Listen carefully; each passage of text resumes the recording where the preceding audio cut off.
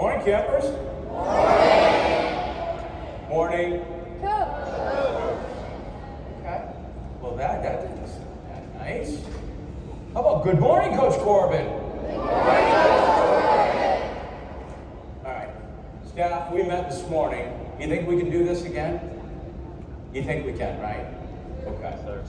Staff, if you all join in, Javon, you got a deep voice. Clyde the Glide, I know your energy's ready to go, right, Clyde? You ready to go, my brother? You ready to go? Okay. All right, let's go. All right, on three, from a staff standpoint, Brody, let's go. Reach down. Barzy, get that deep voice now. Miller Green, deep voice. Okay? On three, I want you to welcome the campers by saying good morning, campers. Okay? On three. 1, 2, 3. Good morning, campers! Thank you very much. Hey.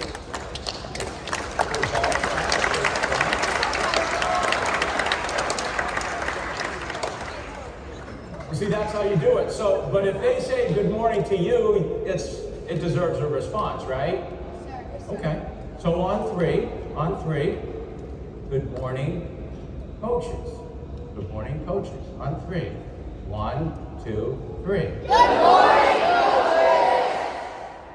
Nice, that's good. Now, if I was to put a letter grade on that, A, B, C, D, and F, that's really good. C plus, okay? That's good. C plus is great, right? You guys? Huh? Some of my players shaking their head. C plus is good? No. Okay, so there's something better than a C plus, right?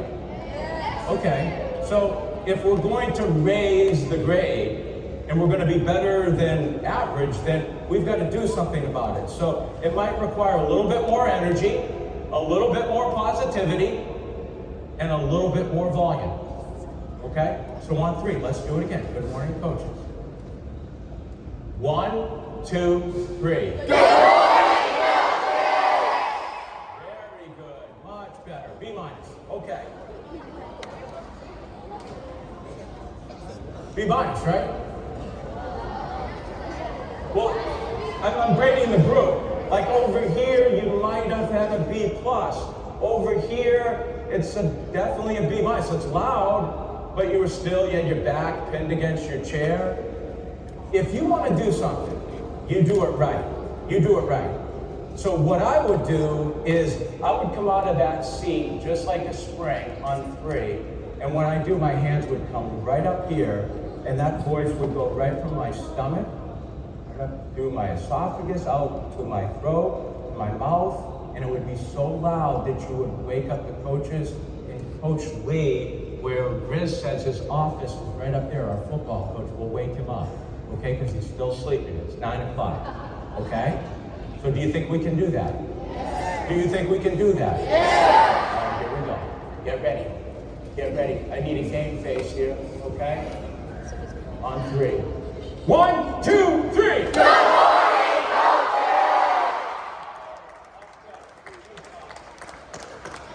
Much better. A minus. Okay. No such thing as an A plus.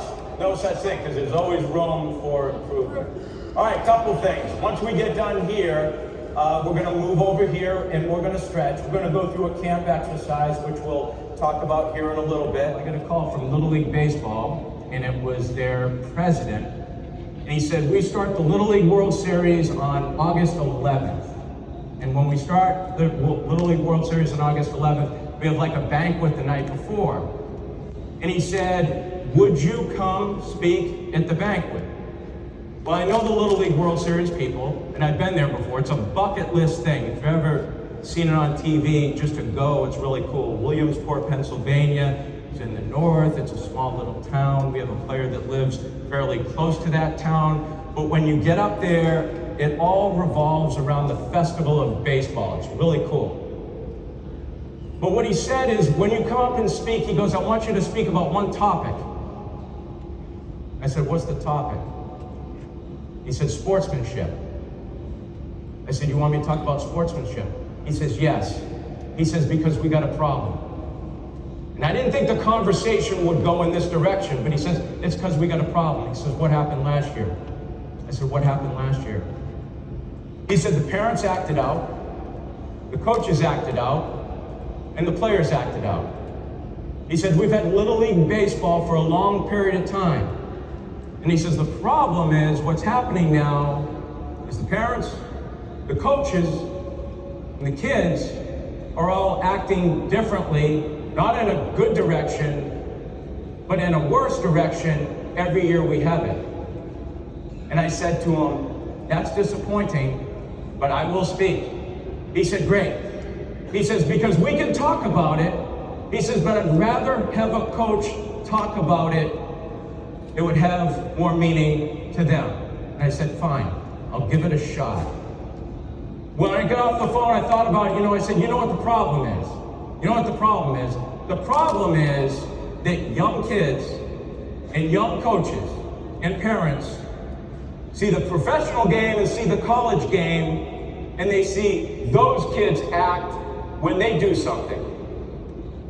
So when they see older kids act in a certain way, they think that's right. Well, I would tell you that sometimes it is right, because there are a lot of good kids out there that play this game, and they know how to play it. And when they hit a ball hard, they actually run out of the batter's box and leave their bat behind them.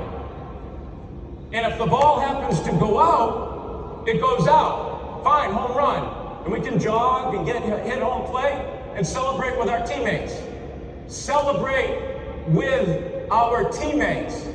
Celebrate with our teammates, not against the opponent. There's a difference. Because when you celebrate against the opponent, you take your bat, flip it up in the air, and it goes further than the ball itself. And I think to myself, when did that start becoming a thing? When did that start becoming? Who was the first person that ever did that? Well, they didn't used to do that, but it started happening. And then when it started happening, someone thought that's appropriate, good behavior. Let me be the first to tell you, and this isn't because I'm 64 years old, that's not good behavior. That's not the way you do it. When you hit a ball hard and you hit a ball far, you move. You move fast. Because the object of the game is to get to first, second, third base and the plate as fast as you can. As fast as you can. And then if you do, you can certainly turn to your teammates and pick them up. But when it's done, it's done. And then you keep playing. Is the game of baseball supposed to be fun? Absolutely, it's supposed to be fun. And there's supposed to be joy. And there's supposed to be happiness. But there's also supposed to be good behavior. Coaches, parents, players, all of us are part of this. When I first started recruiting, 1996, Coach Leggett, the coach of Clemson, hired me to be the recruiting coordinator and hitting instructor. But part of my responsibility was going out finding the best players for Clemson because Clemson was really good. So he wanted me to go to Atlanta to see a kid play. He already had seen this kid play. He wanted me to see him. He said, Corbs, the reason I want you to go see him is because I want you to tell me how much scholarship money we should offer him. Because back then you had to break up the scholarship money. So I said, be glad to do it. This kid played in a prominent private school in Atlanta in 1996. He was a very, very good player. So my thought was, I got to get down here, evaluate him, come back to Coach Leggett, and tell him how much we're going to give him. I go down there an hour and a half early, so I can watch him walk through the ballpark, get dressed, play with his teammates, play the game, watch what he does after, and then leave. So I did. First thing that happened to him was when I watched him come through the ballpark, he had his own gear. He did not walk into the ballpark with any of his teammates. I thought, okay, he's here, he's got his own routine, whatever. But the rest of the team walked in clumps of people, like 3 and 4 at a time. He walked in by himself. That was the first thing. All of this is true. I'm not making any of this up. He came in by himself. Second thing he did is he got dressed at the end of the bench, and when he got dressed at the end of the bench, he did not talk to any of his teammates. Say, okay, thought that was a little bit odd too. Maybe he's one of those really, really good players that thinks he's really good and thinks that everyone else probably not as good. Okay, maybe not. So I watched him warm up. As he walked out there with another player, he pointed at a player and he said, we'll throw together. And I guess they always throw together. The kid ran out there, got a ball with his glove. He ran out to the outfield. This kid, it was a slow walk, slow jog out to right field. He gets out there and he starts tossing with the kid. And when they toss, there's no communication going back and forth. No talk. When they get done, last ball, he catches it. He walks back to the dugout. He gets ready for the game. Taking this all in. As he plays the game, he's playing shortstop. He's the best player on the field. You can see it. And I'm thinking, this guy might be too good for college. He might be a professional player. So anyway, I watch him, first at bat, gets up, boom! Double, opposite gap. Gets to second base. Wasn't much celebration back in those days. Next at bat, double, other gap. I'm thinking, this guy's really good. He can really hit. But what was happening is as he came back, I didn't see much connection with his teammates. His teammates really weren't fired up for him, and he wasn't really fired up to go back to the dugout. Thinking, okay, this is starting to add up a little bit. Not really connected to his teammates, not really celebrating with his teammates. Teammates aren't really celebrating him. This guy's playing the game on an island by himself. Here's the third thing he did, and this thing right here, in my mind, told me everything I need to know. He's in the on-deck circle. On-deck circle. I get right up to the fence, so I'm right there. He knows I'm there. He looks up into the stands and looks at his mom and says, does one of these. I think, what's he need? He does this. Wants something to drink. I figured, surely she's not going to walk down there and give him anything. What does she do? She gets up, walks down, gives him a Gatorade bottle. So it's a Gatorade bottle. She reaches over the fence and gives him the Gatorade bottle. He gets it, takes a drink, doesn't even put the cap back on, and does this. Drops it right at her feet. No please, no thank you. Welcome, anything. That was it. My mind, that was it. I watched him finish the game. I drive back to Clemson. And the next day, when Jack asked me, Coach Leggett asked me, what'd you think of him? He's a really good player. Outstanding player. He's going to be a really, really good player. He says, great. How much do you think we should offer him? This. Don't offer him the thing. He said, come on, Corb. Really good player, right? I said, he's a good player. You do not want him. He says, why? Do you think we'll lose him? Is he going to be drafted? I said, he may be drafted. But the problem is, he lacks human skills. There's athletic skills, which is what you do as a person, and then there's human skills, or there's human skills, what you do as a person, there's physical skills, what you do as a baseball player. The problem is, he lacks human skills. He lacks human skills. Here's the reality of it. He gets drafted in the second round. He gets drafted by the Tampa Bay Rays. He plays professional baseball for 8 years. He does end up in the big leagues. 1 year.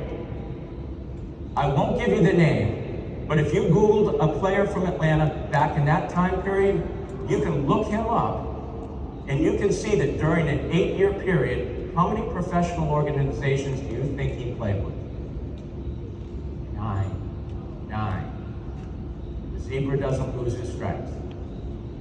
Guys who lack human skills have a hard time finding their way on teams and staying. The reality is, baseball skills get you through the door, human skills keep you in the room. So you gotta be a good person. And I thought to myself, if he can do that to his mother, that's his life teammate right there. That's his life teammate. If he can do that to his mother, then he certainly can do that to Coach Leggett, and he can do that to me and never skip a beat. That's why we went here. No, pass, move on. And the reality is, didn't come to college anyway, was never on a winning team, but was in 9 organizations in 8 years of professional baseball with 1 year of big league experience. So the point behind all of this when it comes to sportsmanship and it comes to doing things right is all of you guys are a reflection of your mom and dad. A reflection of your mom and dad. You ask any of our baseball players right here, does Coach Corbin or Vanderbilt have any rules? We don't have any rules. But if he had one rule, it would be this: don't embarrass your parents. Don't embarrass your parents, because the reality is, what doesn't that cover? It covers everything. It covers everything. Because if you tell your parents, how many of you guys that sit right here, tell your parents that you love them? By a show of hands. Can you say that to your mom and dad? I love you. Can you say that? Do you say it? That's fine. That's okay. But you telling your parents you love them every single day by how you act.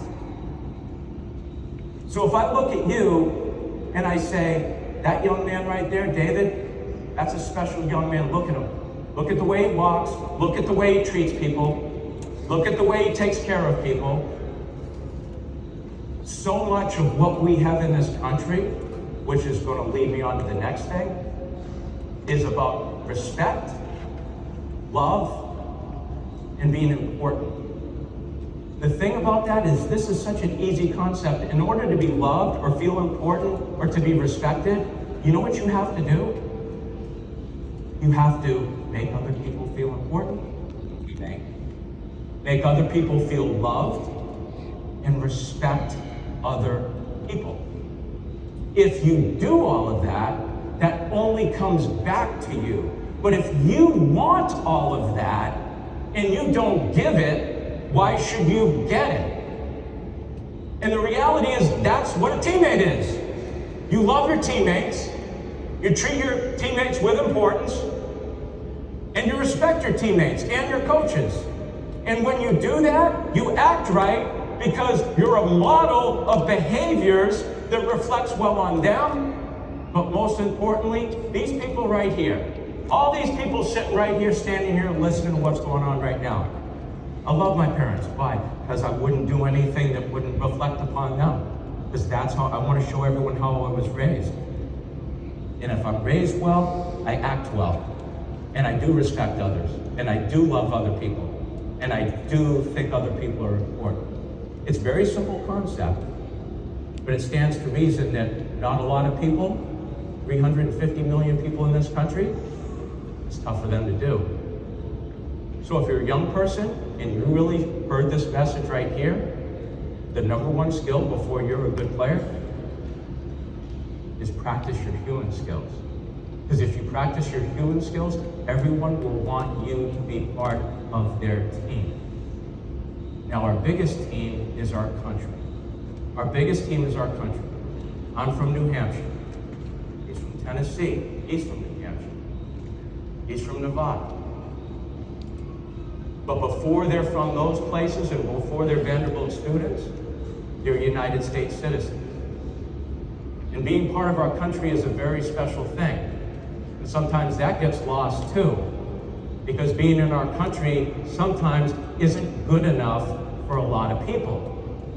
And I don't understand, and I don't watch much TV, but when I do, and Maggie watches the news, and she can tell you this, that if I happen to come home and she's watching the news, I'm going, I don't know why you watch the news, because 25 minutes of it is negative and the last 5 minutes is positive. But 25 minutes is typically something negative that's happened in our country. And what it is people that are acting out. Why? I don't know. I don't know. We have a beautiful country here, right? Mountains, lakes. We have everything at our advantage. We can come to a baseball camp. We have this beautiful place. And sometimes we get lost. Well, it would be good enough if you went to Afghanistan. It would be good enough if you went to Syria. It would be good enough if you went to Baghdad. It would be good enough if you went to Yemen. Those are countries that are impoverished. They have nothing. They don't have anything like you guys. And sometimes when those people are acting out, I'm thinking to myself, stop, wait just a minute. I'm gonna buy you a road trip. I'm gonna get you on an airplane and I'll pay for it. It's a one-way ticket to Syria. Enjoy it. You know what will happen? Is they'll go there, maybe for 24 hours. What's gonna happen is they'll get right back to this country real quick. Why? Because they'll understand how good they had it. Is our country dysfunctional? Do we get upset? Sure, but it's a big family. It's 350 million people. It's a lot. How about a family of 6? There's dysfunction there. Small, but still, we got a lot of freedoms. We got a lot of good things. So I only tell you this is because sometimes we have one opportunity to celebrate our country in certain ways. And tomorrow we get to celebrate it again. But when you play a game, what do they do before the game starts? They play the national anthem. They play the national anthem. Is that important? It's really important to us. And because it's important to us, we make sure that we treat it with attention. So it's very simple. When we look at the flag, we look at the flag, all red, white, blue, 50 states. And what we do is we stand at attention. How do we do it? Just like you're going to do it right here. Okay? I put my feet together and I put my heels together just like this. I point my toes out so they're pointed out at a 45-degree angle. Okay? A soldier taught me this in 2000. I take my left hand and I grab a roll of quarters. And I take the roll of quarters and I put it right on the seam of my pant. I take my hat and I take it, pull it off my head, obviously. I take my hand and I put it over my chest, so my hat is resting on my left shoulder. I take my chin and I point it up, I put my shoulders back. I'm about 5'9½", 5'10". I make myself 5'11". I'm proud. I stand tall. And when that song plays, I stand at attention, look at the flag, until the last sound is over. It will be over here. But if the flag was right there, I'm pointed right at it. When the song is over, I put my hat on, and that's my way of telling that old soldier who's 87, 88 years old that's standing up and standing going, I wonder if these kids appreciate our country and appreciate what I did for the country. Yes, I do. And here's my sign of appreciation to you. That's a gift. Okay? So before we get in stretch line, stand up.